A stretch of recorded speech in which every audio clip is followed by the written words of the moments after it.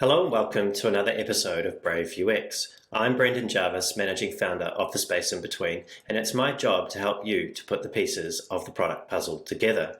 I do that by unpacking the stories, learnings, and expert advice of world-class practitioners in UX design and product management. My guest today is Louis Rosenfeld, or Lou as he prefers to be called.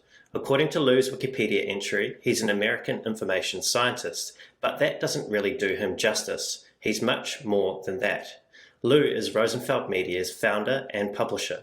His company is responsible for surfacing and sharing the expertise of dozens of world-class UXers, publishing their books, providing training opportunities, and convening global conferences, all so that we can learn from one another.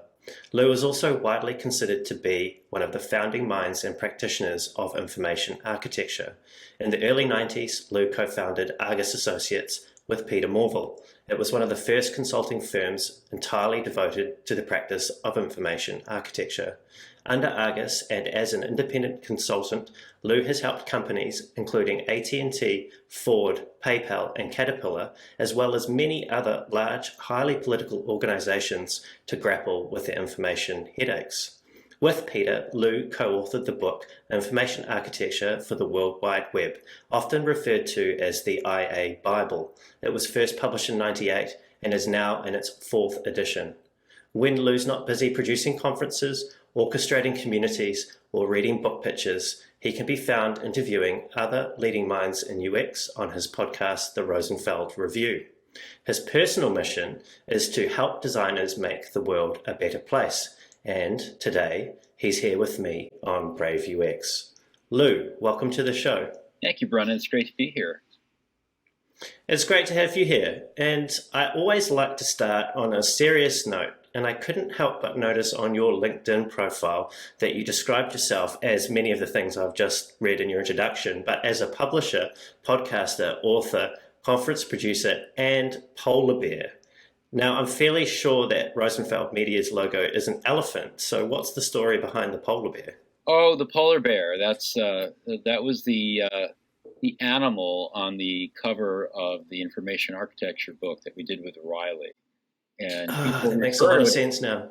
Yeah, they refer to it as the Polar Bear book, which is a lot nicer sound than Information Architecture for the World Wide Web, or the Web and Beyond, as the fourth edition is called. But I will say that the O'Reilly model of animals on the covers has always been a great one, but the authors have zero input, so we were just grateful that it was a polar bear and not a banana slug or one of the toads that they've got on some of the book covers. We're very happy with the polar bear.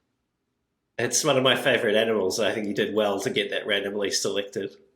So tell me, Lou, you earned a BA from Michigan, University of Michigan. It was in history, and then you went on to complete your master's in information and library studies. Now, I get the history side of things, but what exactly is library studies? Well, librarianship is not just about sitting in behind a desk in a room full of books and shushing people from time to time.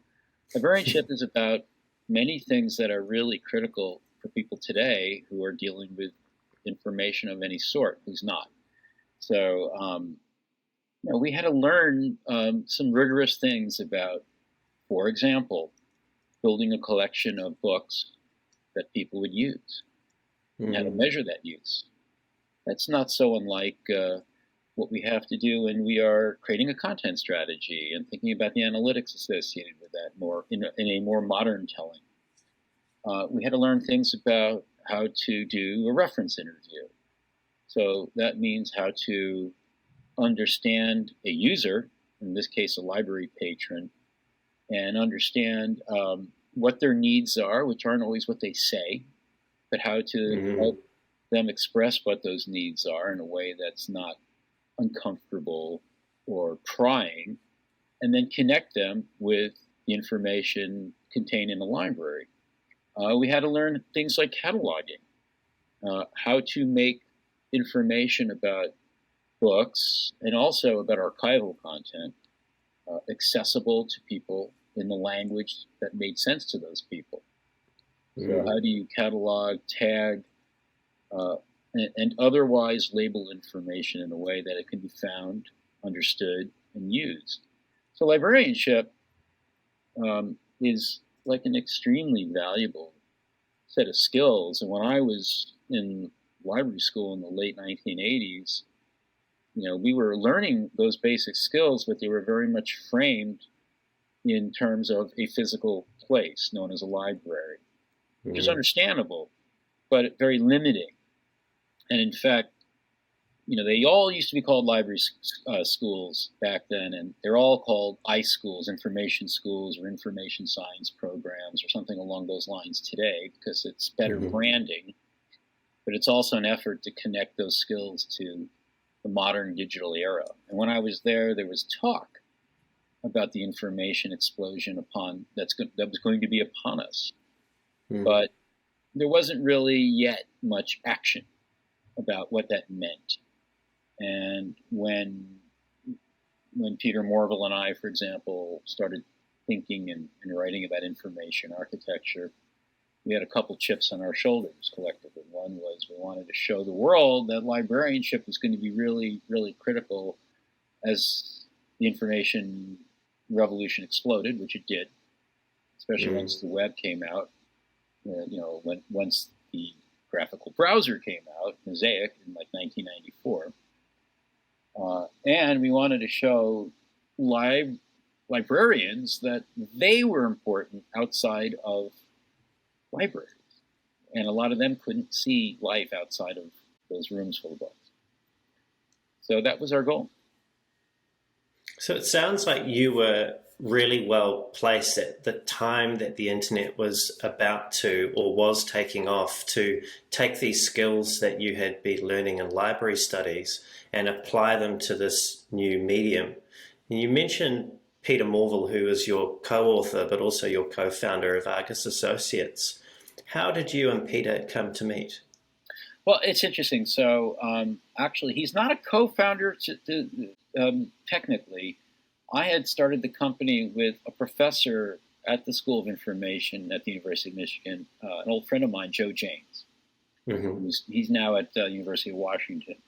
In any case, Joe and I, when we first started Argus, we started it as a hobby to teach people how to use the internet. And this was when that meant teaching them how to use Telnet and FTP and WACE and Archie and Veronica and all these bizarre, difficult to use tools. And we were teaching librarians and we were teaching educators and a number of other people in workshops that we would produce ourselves back in 92, 91 even.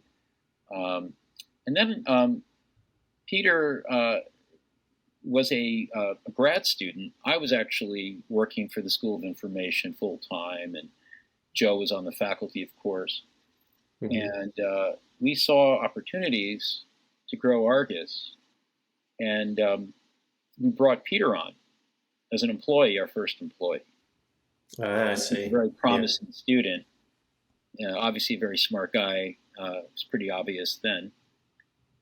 And over that time, not only did I start the doctoral program at Michigan, but we saw that great transition or that pivot from teaching people how to use content on the internet to teaching people how to produce content, basically products. And it was amazing for them because suddenly, not only had they learned some really interesting skills, but they had customers, they had actual users. And, if you're a library science student in 1994 or 95, that's not what you were expecting. It was addictive. And it was revolutionary for them. And, one of them, for example, parlayed his work on a personal finance guide to becoming a VP at Excite, if you remember Excite. Yeah. So we were teaching people how to do that. I think it was like the first courses in academia, at least in the United States, that were about creating content for the internet. And come 1995, I had to choose between staying in the doctoral program and getting Argus really going because we knew there was a lot of work. Peter was pretty busy, and I had to choose. So I figured, someday I could go back and finish my PhD. And have you gone and finished it? Not quite yet. Maybe I'll go back. That was, 26 years ago. Plenty of time left. Plenty of time. I'm ABD. I'm all but dissertation. Got all my coursework done. I was going to ask you about that, so it is good that you've touched on that and told us why you did end up pursuing Argus full time and not completing the PhD. You said that the work was starting to pick up, and I just want to put this into context for people that are listening. So what Lou's been talking about is even pre-browser days. A lot of the tools that Lou's been mentioning there is before there was even a Netscape or an Internet Explorer. So this is really early and pioneering stuff. Oh yeah, I had an informal title. I was one of the University of Michigan Gopher Masters. That means I ran a Gopher server, and Gopher is really, look it up. It was pretty cool. But as soon as the web got graphical, it just wiped away Gopher. I wonder if it'll come back at some point.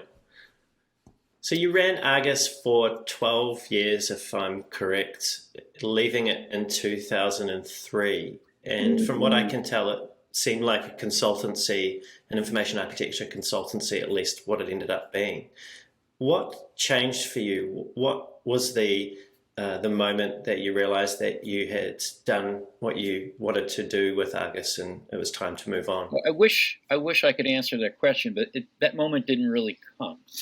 So we actually reached our peak in late 2000. I remember October of 2000. We were approaching 40 employees, and we we were doing consulting for large organizations, not startups, not .coms, but insurance companies, consulting firms, utility companies, some manufacturers. We had a pretty blue chip clientele, and we most of the people on our team were librarians, but many of them were specialists that came from related areas. We were actually trying to build an early interdisciplinary UX team, so we had a specialist in ethnography, we had another specialist in deep taxonomy development, we had a specialist in markup languages, we had a specialist in usability engineering, and so forth. And we had a really interesting model, and then we had an economic downturn. And so from October 2000, our peak, Peter and I had to close the business down in actually not 2003, but April of 2001, so almost exactly 20 years ago.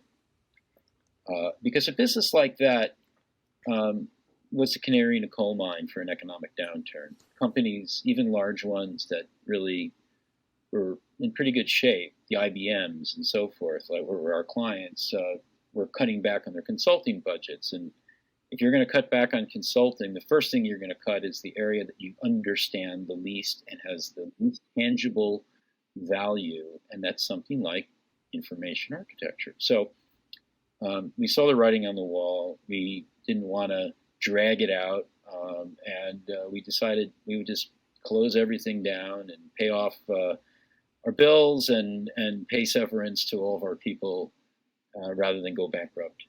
And that's what we did. So it was a beautiful, beautiful model, but we didn't quite get to realize what we'd hoped for. And thinking about that time, what was that like for you going through that and making those, which sound like very difficult decisions, not just personally, but with an impact on other people's lives and careers? How was that for you? How did that feel? Terrible. It's horrible. To lay people off, we had to do one round of layoffs. It's horrible. It's like one of the worst things I've ever had to go through. And I had it easy compared to the people getting laid off. We had a very loyal team. Listen, I mean, we were based in the Midwest in the U.S. It wasn't typically a destination compared to the coasts, and yet we were pulling in people from Sweden and Australia who wanted to come work for us. And we had almost zero turnover at a time when the economy had been really hot and .com boom was happening. We never would lose anyone because it was a really good place to work, really good situation, and we were all really behind the vision. So it was painful, but it is one of those things you go through at some point in business. Is you have your ups and you have your downs, and you learn from both. And I wouldn't wish that pain on anyone, but I can't imagine being an entrepreneur for more than a few years and not going through it. So thinking about what you did learn from that experience and what you are doing now with Rosenfeld Media, what are some of those key learnings or experiences that have shaped the way that you have taken the direction with Rosenfeld that you have? Well, I'd say one big theme common to both is a measure of healthy naivete. So I had no idea what I was doing when I started Argus, nor when I went full-time and started hiring people. I guess I couldn't have been a total washout because we were able to succeed to a degree, but I really had no idea what I was doing. And I started as a hobby, and Rosenfeld Media, hobby. I was making a living doing information architecture consulting as a independent consultant, and had a lot of freedom. Money was good, but I was not satisfied because it didn't seem like consulting really could move the needle in significant ways with companies I was working with. It was very frustrating. And I wanted to create something tangible, and books are very tangible.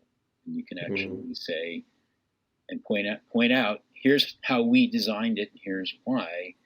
Check it out, use it, tell me what you think. I think also information architecture has not only been obviously critical to a company like Argus, that's what we were about as a consulting service, but every aspect of what we do at Rosenfeld Media is infused with IA, whether it's the IA of our books. That's kind of what I do for all of our books. I work with authors on structuring their content, coming up with a narrative arc that makes sense, labeling chapter titles so you can get a sense of that journey when you look at the table of contents. There's tons of IA that goes into books. That's I don't even understand how it gets neglected by many publishers, because it's the key to unlocking the content. It's even the key to writing the content. If you don't have a good structure as an author, it's going to be a difficult journey for you, much less for your readers. Information architecture for designing programs of conferences, same thing. Narrative arc, through lines, themes that cross over multiple days, making sure that people's energy levels are considered as you think about the flow of how their time is going to be spent, and especially now in virtual. IA just pervades so much of not only the individual talks our speakers give, and we work very closely with our speakers over months for every one of our conferences, but again, how the structure goes over the course of multiple days.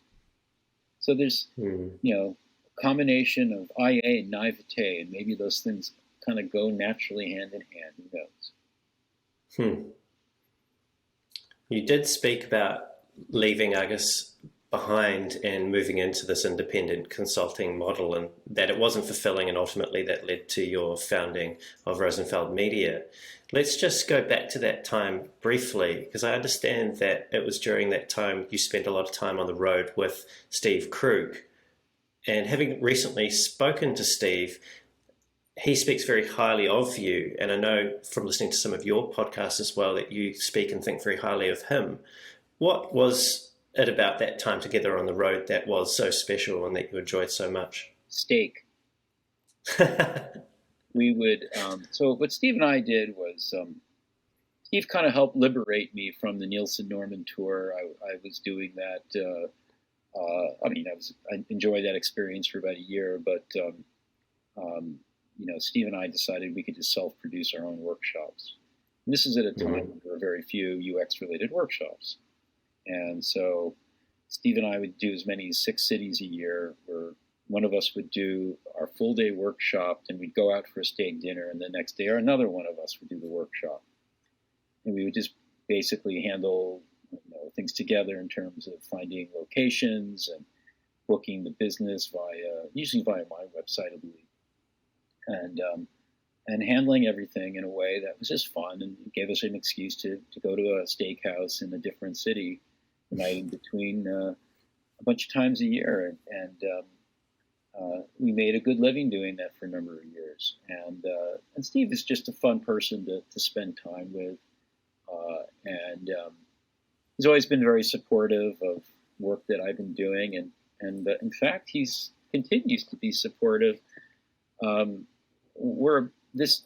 In the next few months, we'll be putting out a book by Caroline Jared, who's also a friend of both of ours, a very close friend of Steve's, and he's just been so generous with his time working with her on her book, just volunteering, because, if you're going to get free consulting from Steve Krug on your book, you take it. You don't pass that up. In fact, I will say that when we started publishing books at Rosenfeld Media, I did a fair amount of user research before we started, especially on the design. And I learned through a number of sessions, meeting with people in the field, that the all-time favorite book, this is like 2006 or so, was Don't Make Me Think, Steve's book. And I dug into why. And there were a lot of design features, as well as the voice and tone, that no one can ever really reproduce, because Steve has a special knack for creating really compelling content that we all envy. But we learned a bit from what he did, and even worked with some of the same personnel to produce our earliest books. And so the DNA of Don't Make Me Think is in every Rosenfeld Media book. And that's a huge compliment, I suppose, to both of you, having done that. And I also was thinking about my chat with Steve recently, and I wondered how much of his generous consulting is a distraction from his own writing of his book about writing. Knowing how much he loathes writing, I think it's probably he's doing himself a favor in that respect as well.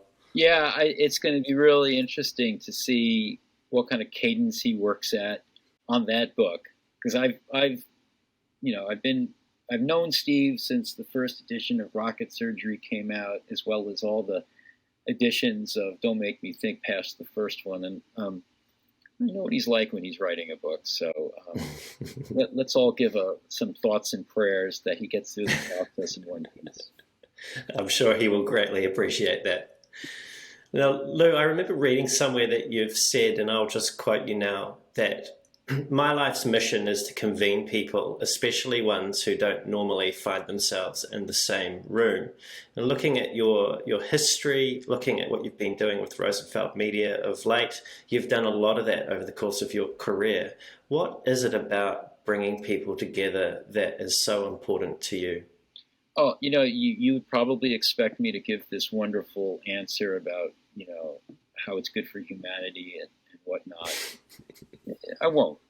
Let me be honest with you. I do it for myself, because my psychology for many years was I didn't feel comfortable in groups unless I felt like I really knew I belonged, and the only way I belonged was to organize them, whether it was a softball team or baseball team back in college or high school or whatever it might be, or regular happy hour in grad school I used to organize, because I didn't really feel too comfortable if I hadn't organized it. So isn't that sad? It's terribly sad, but it is the truth. And it's not totally fair. I do like getting people together. There was a movie that came out around 20 years ago called The Commitments. Did you ever see The Commitments? I have not. Everyone should see The Commitments, just because I think it's a great movie. And The Commitments follows the path of a young man in Dublin who loves soul music. And he decides he is going to put together the greatest soul band Dublin's ever seen. And it's about his journey of finding singer, a brass section, a bass player, a guitarist, et cetera, drummer. And how these people, he had to find them in different places, how different they were. Actually, for the most part, they greatly disliked each other, but he managed to get them together just for a little bit of time, and they achieved greatness. Now, he wasn't a musician himself, and I like getting people together the same way, to be a band leader, to get people together who know a lot more about all aspects of UX design, certainly more than I do. I'm a generalist, but I love to get these people together and see what they can do, even if it's just for a moment in time. I tried to do a lot of that and did some with some success, first in the information architecture community, helped start a conference, program the first 2 years of the Information Architecture Summit, which is still going as the IA conference these days, coming up actually pretty soon this month. And helped co-found the Information Architecture Institute, which is no longer, but did some really great things in its time. I started something called the User Experience Network, which also after 8 years petered out. We never quite made it. And what I found is that people who start things, and I'm one of them, people like to convene things and convene people. It's great work. And the problem is we're not the same people who like to run them and sustain them over time. I'm certainly not. So I basically built Rosenfeld Media to be a business that sustains those types of things over time, that is almost a public-private partnership. So we do a lot of things that are free. Like we have communities that are associated with each of our conferences. Membership is free, and there's thousands of members, and we have free content, sessions every month, discussions, and then some small number of those people pay to go to our conferences. And it's a virtuous cycle. We learn from the community. We keep the conversation going year-round in order to do a better job of programming the conferences and knowing who out there is a really strong presenter and what ideas are really germane to the community. And it makes such sense. I don't really understand why it's not more common. A conference is a polished snapshot of a conversation in the community. It's always happening. Why would you just helicopter in or parachute in for 3 days a year and then vanish? Why would you not want to keep that going all year round? Now, the challenge in that is that you have to get smart people who know each of those communities' topic areas. Let's say design ops. You have to have some design ops people who facilitate that conversation that's happening at scale in the community. I just spoke with Kate Tousey on that note, and I understand she's... Yeah, all right, yep. Yeah, so she was one of the people doing advancing research, and we pay those people. So we have curation teams that organize these communities and these conferences, and they do all the programming, and they're paid to do that work. It's not a full-time job, but they are people from each of those communities who are respected and have good networks and like getting people together and like bringing forward the conversation, the discourse, and the learning. So that's our model. I'm just the guy who starts it, and then I get out of the way. I'm that guy in Dublin who couldn't play a horn or sing a note, but loves that moment where they get together and the synthesis happens, things gel, and it's exciting when it does. You spoke about getting out of the way and how starting a movement or convening a conference is different to sustaining that. And I noticed looking through the Rosenfeld Media website that your brother, Ed Rosenfeld, has become the Chief Operating Officer for Rosenfeld Media. What is it like working with your brother? Well, let's see. I want to strangle him on Mondays, Wednesdays. He wants to strangle me Tuesdays and Thursdays, and Fridays we don't talk to each other at all. No, actually, it's not really that bad. I've known him all my life. He's older, and we actually come from a family where we've had a history of family businesses. and we're very aware of how that can be both great and problematic. And so we're very careful to constantly be talking about that. And we're also really different. He's got a fantastic mind for systems, which when you're in a small but highly complex business like we are, I don't mean to it's not like it's something I brag about, but it is a really complicated business. Like just, for example, how book distribution works globally in this age is like unbelievable in terms of the complexity. But he can wrap his mind around stuff like that. I can't. And how we find people to curate and write and present and do all the other things we do is my thing. And I'm of the field, and I have 25, 30 years of building those relationships. He doesn't. So that's a very good combination. You mentioned that he was your older brother. What was your relationship like growing up, and how has it changed to the present day? Well, Ed is 10 years older than I am. So by the time I was at least semi-conscious, he was already out of the house. We have a pretty close family, so it wasn't like we didn't spend time together. But, 10 years is a big difference until you're into your, until I was into my 20s. So I don't know that I knew Ed as well as the younger brothers in our family. There's 5 of us. But it's been really a pleasure to live in the same city, which we have for the last 13, 14 years, and have our kids get to know each other, and to really kind of hash out what a business like this can be. It's a creative pursuit. One of the things that people who style themselves as creative sometimes fail to wrap their minds around is that things like a business is a very creative undertaking.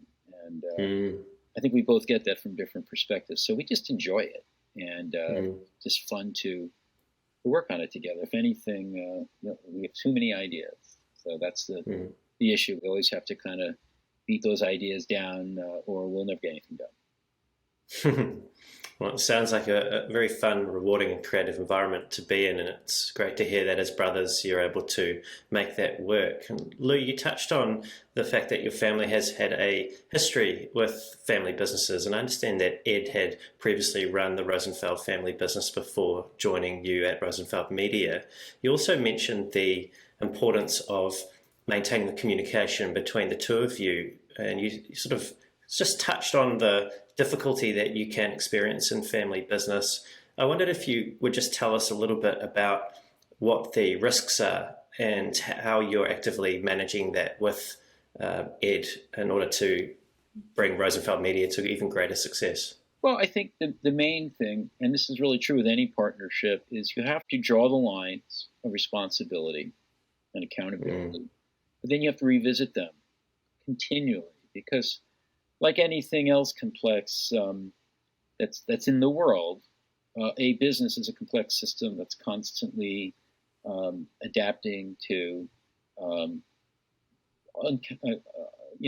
unbelievable array of variables that are constantly in flux. It's a moving target built on moving targets. And so what it is now is different than it was a year ago. Oh gosh, especially after this last year. And it's different than what it'll be in a year. And so you have to have that line of communication open, and that realization that you have to keep not only understanding what that business is, but how you together need to manage it and how things change. So Ed started working with us as a consultant. That's a very different relationship that kind of naturally, organically grew into being a partner, because we're open to it.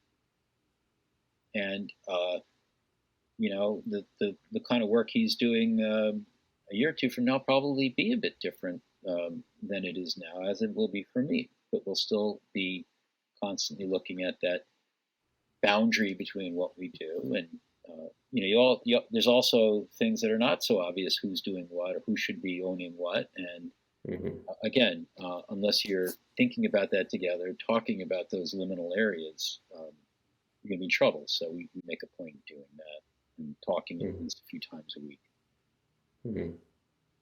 So speaking of boundaries and responsibilities, I understand that one of the things that falls within your realm of responsibility is reviewing book proposals.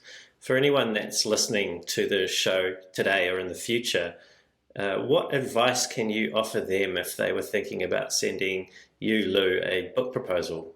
How should they approach that? We're a little different than traditional publishers in the way we work. Our motto is collaborate iteratively, or maybe it should be iterate collaboratively. I'm still not sure about it, but we don't do 100 books a year. A good year for us is like 6 books, and they're very kind of handcrafted, and we invest heavily in them in terms of, I don't just mean production and so forth. I mean editing in an ongoing way, what's called developmental editing, where we have like very close collaboration between a real editor while the author's writing and then the author. And we also start the conversation early on while the book is being written about what kind of research it needs, what kind of marketing it's going to get. Because we actually find that research and marketing are two sides of the same coin, if done properly. So that is a prelude to, or preamble to, the fact that we do a lot and we don't scale very easily. A lot of it falls down on my shoulders and a very small team. We're not 10 people. So it's a very small team. And for that reason, we're very selective. And when people come to me with a manuscript, I'm not interested. Maybe a really good book, but we've not been able to collaborate iteratively on thinking about it together, thinking about the audience that's out there, thinking about how we best develop for that audience, thinking about how we'll research among that audience and market to that audience. And that has to be done over time. I don't really like to see manuscripts. A lot of people think I should be really thrilled. Hey, I've already written a book. It's not really how we work, and there's nothing wrong with it. Many other publishers, that's how they work. It's just not our model. There's other things that I'm always a bit surprised by, how people write books in ways that, like people in our field who really understand and empathize with other people, users, customers, they don't have that same empathy with readers. It's surprising. And they write as if they are the important person in the book, their perspective, their experience. And a book is a polished version of a conversation, just like a conference program is, as I said earlier. So how do you do that? You make the reader the hero. And you think about where they are, how they feel. You may talk about yourself early on, but you pivot quickly to who you are, the reader. I'm the author, you're the reader. Who are we together? And if you can establish the we, that we have a rapport, you and I, you may not be, as a reader, in the room with me and synchronously telling me what you feel and what you think, but I should have done some research during the writing, figure that out, so that when you do read it, you feel as if I wrote it for you, and that I understand your pain and understand your perspective and your context, so that we can take a journey together throughout the rest of the book. That's the crucial piece of writing advice I would have to anyone, whether they are pitching us a book or anyone a book or any other piece of writing, or really even a presentation. It works really great for presentations. Get to we as quickly as you can by figuring out and establishing who you are and who I am.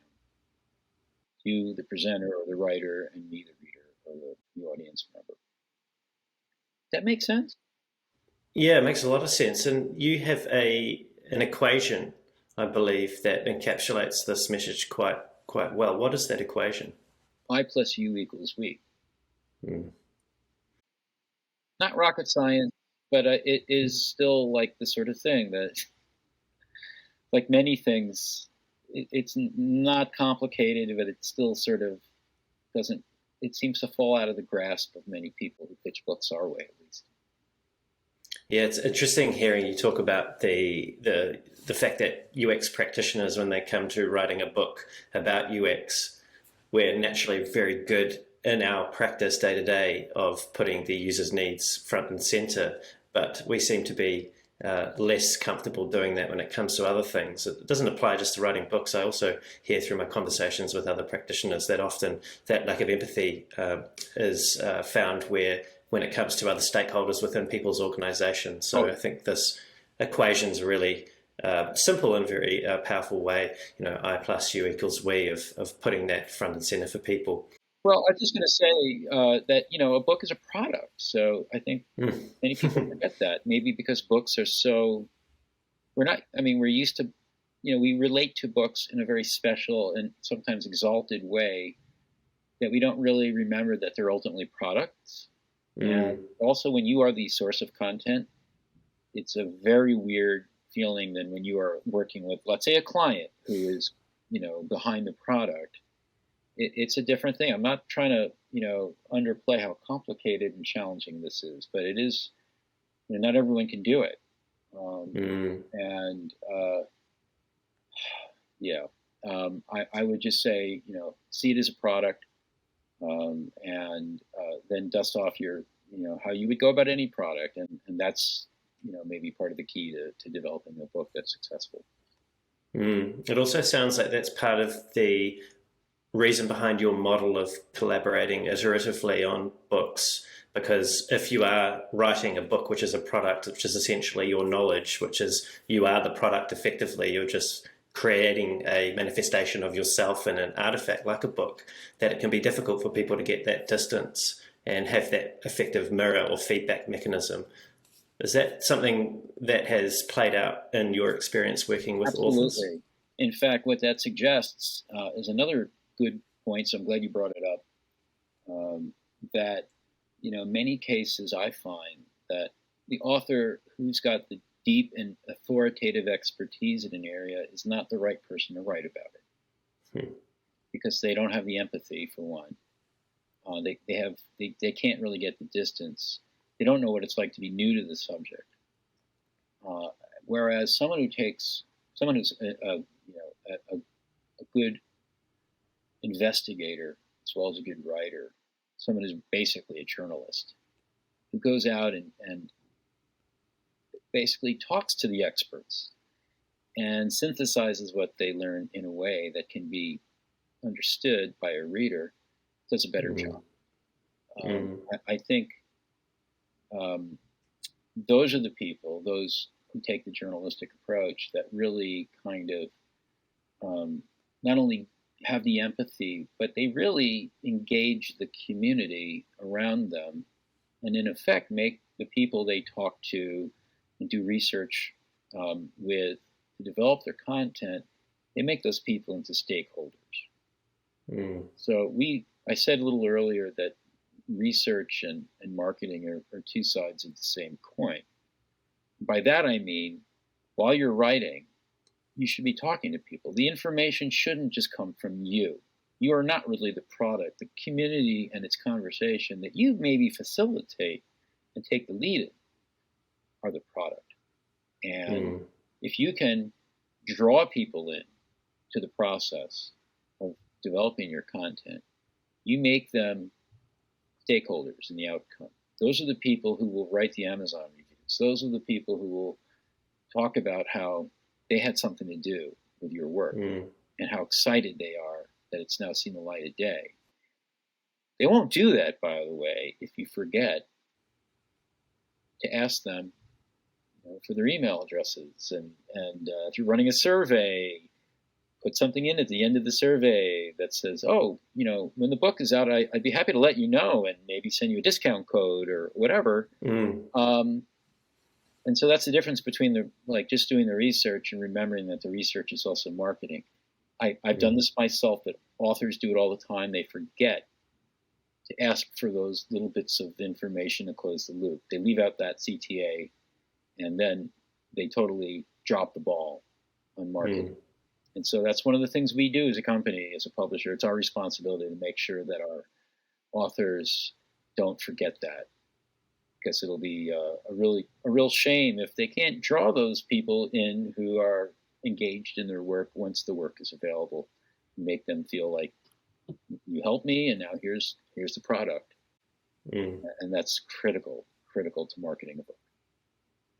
This is also an approach that you use at Rosenfeld Media. You mentioned it earlier. You have the conferences, but you also have the communities, and that those two things actually support each other in order to create a better product. And with the research and the marketing being two sides of the same coin, there's nothing that authors or practitioners should really be fearful of if they're actually contributing that value when they go to ask for an email address or ask for what might be considered a form of marketing, as I suppose, a way of continuing or closing that feedback loop, as you've spoken about. Well, they don't even necessarily, it doesn't even feel like marketing. Marketing is like sales. Nobody likes to do it if you tell them that's what it is. But if you guide them in a way that's organic and natural, they'll just do it because it's the right thing to do. So just like it's a good thing to let people know who've helped you on your book that the book is now available, or send them a copy. I used to find this at Argus, where we had, fairly young people coming out of library school. I couldn't say, I need you to do sales. When you're doing an engagement, you should be selling it. Because we want to get more work at Microsoft. We want to get more work at IBM. That wouldn't make sense. But if we could put them in a position where they felt so good about the work and felt like they could actually achieve something in their work, they sold it naturally without even realizing it. Let's shift gears and talk about something else that I know that you are very passionate about, which is your strong dislike for silos. And you also seem to have a strong dislike for professional jargon. What do you think about the division that appears to be drawn at the moment within the UX and product community between researchers and people who do research? Oh, that's interesting. Well, about the whole issue of silos and jargon, we have an elephant as a logo company because I believe passionately and lead off all my podcasts with the fable of the blind man and the elephant. And I'm convinced that to solve complex problems, to achieve rich insight, you need to have different kinds of perspectives, experiences, brains, ultimately, toolkits, so forth.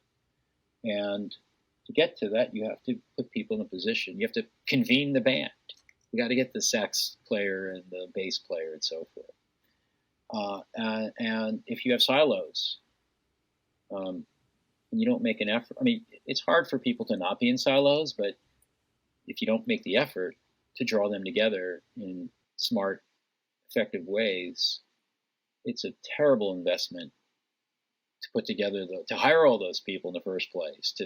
What's the point if your data scientists and your ethnographers aren't talking? That's malpractice. That's management malpractice, if you ask me. And jargon's part of that. And if you allow jargon to get in the way, first of all, you're reinforcing the priesthood in each of those silos. And I don't think progress is made when, I'm with Martin Luther on this one, when we shield knowledge behind a priesthood and Latin or some other dead language that's inaccessible to people. So you have to, getting past jargon and is one way. In my mind, good managers are essentially the Rosetta Stones for their organizations. They're the ones who are translating and giving incentives for that cross-pollination to happen. Now, you asked about a specific case, namely researchers versus people who do research.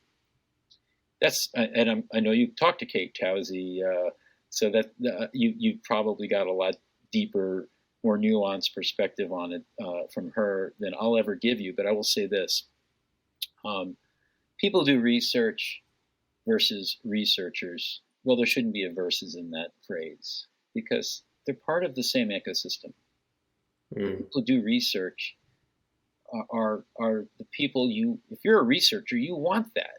Yeah, I mean, in the near term, the people who do research may screw things up. They may misinterpret what they learn. They may commit an accidental malpractice of one sort or another. But in the long run, they're going to learn. Mm. And they don't necessarily need to be researchers, but they will become the people that researchers actually can have success with because they get it. They don't necessarily need the researchers to do the very elementary research because, they'll have maybe even done that themselves. But then they'll be able to go to the researchers for the really, really interesting, challenging ideas and concepts and questions that go beyond the mundane. And that's progress. If an experienced researcher is working in an organization and is spending their time doing the very elementary setups of user studies and so forth, that's again, it's another form of management malpractice.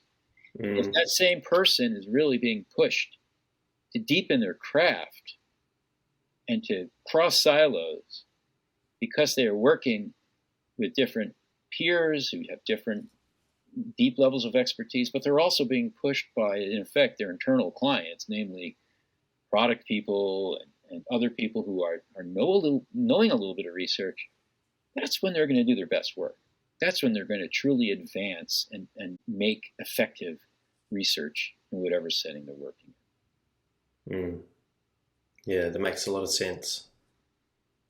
It seems that we are in or are about to enter a golden age of UX. For many decades, UX was very fringe, but now almost every company seems to be hiring UX designers and researchers. Now that we have supposedly seen the value of research and design, what is the greatest challenge that we as a broad discipline face in helping our organizations to realize that return on the investment that they're making? Greatest challenge in terms of realizing that investment? Yeah, I mean, I do think it comes back to organizations realizing that the challenges they have are just induced by this kind of insane technology-driven path that most organizations are on, aren't going to be solved by technologists. In fact, they're only creating more problems, and the complexity is just enormous, and it goes not to just design, but how humans behave with each other, and and all the ethical considerations that are part of that, and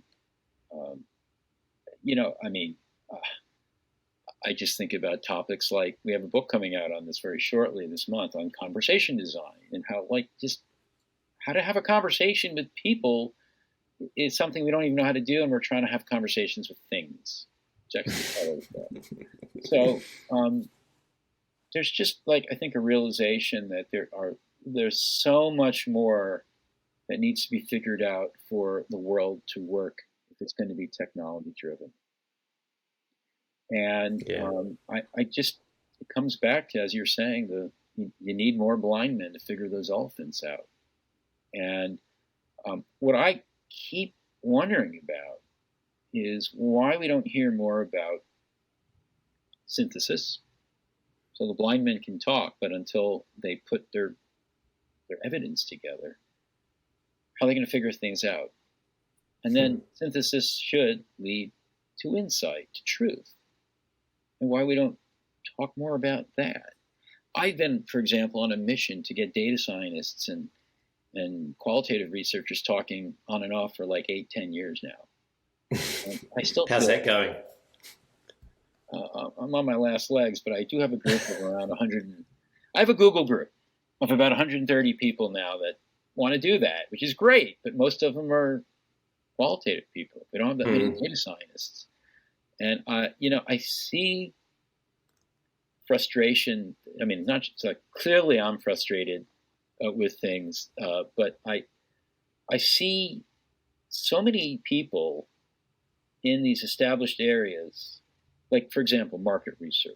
I know people who are frustrated with market research. And the reason I know them is because they have reached out to learn and meet people from user research. Because they feel like the canon of market research is basically defunct and moribund. Mm. And so they're frustrated. I've seen the same thing happen in anthropology and ethnography, and I've seen the same thing happen in information science and librarianship, and I've seen it happen in HCI and visual design, and you name it. And these people, these young Turks, these frustrated types, are the ones who are so interesting because they're playing in the intersections. Mm. And they're the ones who find themselves people without a country. And that's where UX comes in. Or it doesn't have to be called UX. Whatever the umbrella is of the moment is good enough, by me at least. And I think they're the ones who are going to, they're the ones who figure out the important stuff. They're the ones who are realizing that they're blind men and they're seeking out other blind men. So I always try to find I'm looking for the data scientists still. I haven't had much luck, but I'm always looking for those frustrated outsiders who don't feel at home in their home field or profession. So I didn't really answer your question. I'm not sure I can, to be honest. But this theme of convening people who come from these different silos is always going to be important to me because I think it's important for us all. It really sounds to me that there's something almost about evolving the culture and that act of convening those people and try to create new opportunities and new possibilities across disciplines from that very act of bringing those people together. And it reminds me of something that you have wrote earlier, which was on your blog, actually, and I'll just quote you now. You've said, whether you realize it or not, you are constantly trying to define yourself, your resume, your portfolio, your skill set, your tribal allegiance, all will become moment prisons if you allow them to. Can you instead see these things as part of sequences, as unfolding stories of you? Tell us about that. What is a moment prison and how does that relate back to what we were just talking about? Oh, well, thank you for asking. By the way, you're one of the most wonderful researchers when it comes to being interviewed that I've ever met. You've dug some nice nuggets out that I've forgotten about, so thanks for that. But okay, moment prisons. What I was writing about in that article, which is in Medium, is, and you can Google moment prisons, and it's like the only use of that phrase. I find it very frustrating being the veteran of battle after battle after battle between, let's say, the information architects and the frustrated young Turks of interaction design who split off from them about 15 years ago. And, I guess there's no avoiding it. You are going to have these splits. And like I said, that's where the interesting stuff ends up happening. But I feel like we get so wrapped up in the definitions. And let's say, or the terminology. Let's say the term information architecture was really valuable at one point. And, it pulled together, and our book actually helped, people of all kinds of backgrounds and from different professions and really these different silos who all suffered from information problems. And there's too much, they didn't know how to manage it, they didn't know how to organize it, they didn't know how to make it findable. And until that moment, they didn't have a common vocabulary or framework or concepts or term, information architecture in this case, to describe it. And voila, suddenly there was that, and people could have conversations, and that's half the battle. That's that Rosetta Stone I was talking about. Great. And then suddenly, information architecture didn't seem relevant any longer. And we, wring our hands. Well, what happened to IA? And we don't see that as a job title any longer.